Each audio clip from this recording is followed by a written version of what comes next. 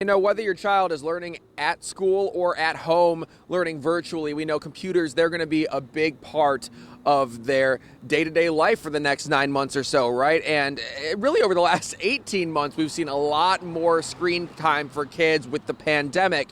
And Chesapeake optometrist Dr. Lisa Gontarick, she tells me that that's translated into a lot more vision complaints from her younger patients. So everything from dry eyes to blurry vision to even headaches.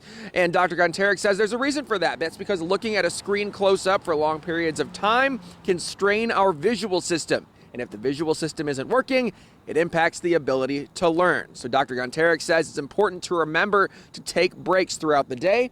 But when it comes to dryness specifically, keep in mind a child's discomfort could be coming from something else. She says a mask that fits too loosely could also send air into the eyes. The best way that we can kind of try to address that, of course, is to have a better fitting mask, but also to utilize artificial teardrops, which really aren't medicated. They're just moisture, but that might help to get that moisture back onto the eye so that everything is more comfortable for them. It's a little extra help there. The good news is when kids get home, the mask can come off.